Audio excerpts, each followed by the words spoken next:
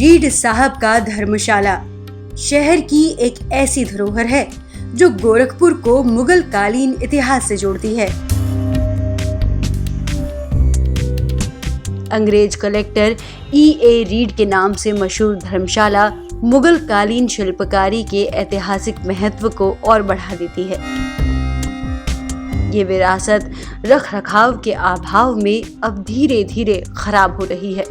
बिना किसी संरक्षण के ये धरोहर और कितने दिन वजूद में रहेगी, इसका जवाब किसी के पास नहीं है।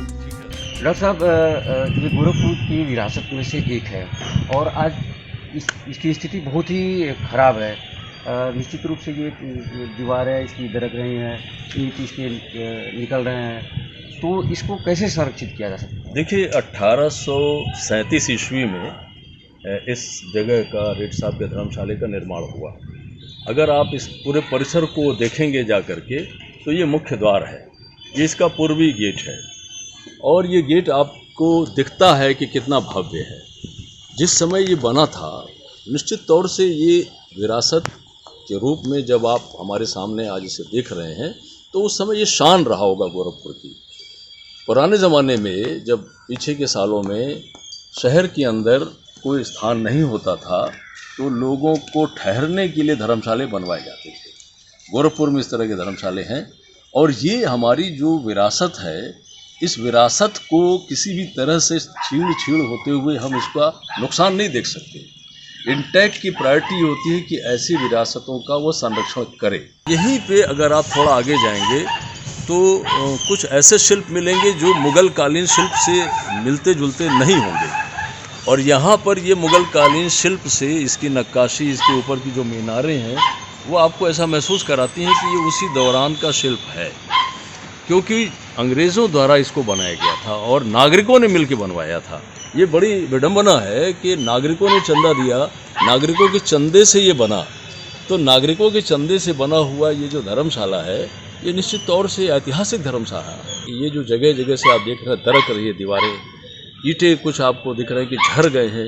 भाई, इतने 100 साल पुराने अगर हैं तो वो झड़ेंगे। ये दीवारें जब बनती थी, इसकी जब चुनाई होती थी तो सुर्खी से, ठीक है, या आप देखेंगे कि जो ईंट लगती थी वो विशेष टाइप की ईंटें होती थी उस दौर की, जिसको हम लाहौरी या लखौरी ईंटा बोलते हैं। ये जो संरक्षण करने का काम है, ये उसी तरह से होगा जो आर्किटेक्ट के नए दौर हैं उसमें नहीं होगा। ये जो हमारी विरासत के तौर तरीके हैं, इसकी तकनीक से इसका संरक्षण किया जाना, वैसे होगा। आपने देखा कि दरवाजे हैं इसके, जो दरवाजे आपने देखा कि उतने पुराने समय में जो दरवाज़ा बना था वो दरवाज़ा आज भी कायम है, हालांकि कुछ टूट गया है। और जिस पुलिया पर, जिस घिर्री पे वो चल रहा है, वो भी बड़ी महत्वपूर्ण है। उसकी जुड़ाव को देखिए कि कैसे वो चल रही है। पीतल के उसके अंदर कुंडल लगे हुए हैं कुंडी मारने के लिए। तो सवाल ये उठता है ना कि इतनी बड़ी धरोहर को अगर बचाया नहीं गया तो ये धीरे धीरे समाप्त हो जाएगी। इस धरोहर के निर्माण को लेकर इतिहास में 2 तरह के तथ्य सामने आते हैं।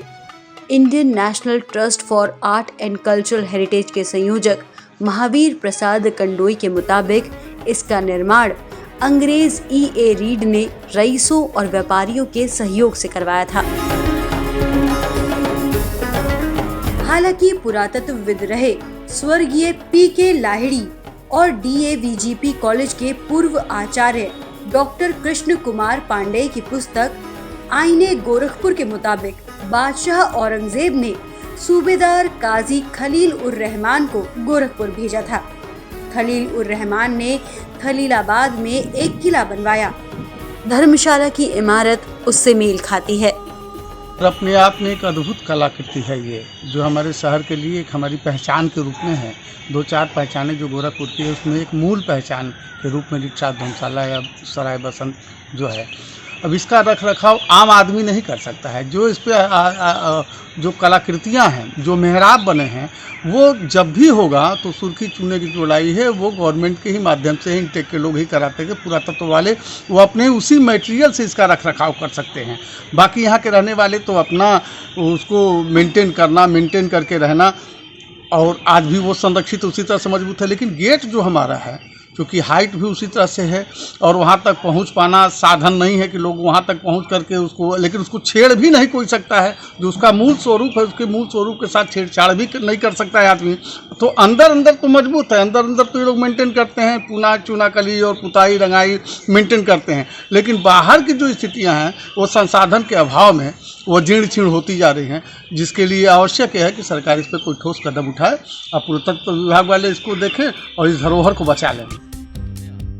वर्षों से उपेक्षित शहर का धरोहर देखरेख के अभाव में खंडर बनने की राह में है।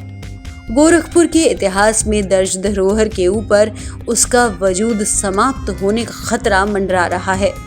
तरकती दीवार अब इस ऐतिहासिक धरोहर के भार को नहीं ढो पाने में सक्षम दिख रही है। अगर समय रहते इस इमारत को नहीं बचाया गया तो गोरखपुर के इतिहास के पन्ने से रीढ़ साहब का धर्मशाला का अध्याय रखरखाव के अभाव में समाप्त हो जाएगा।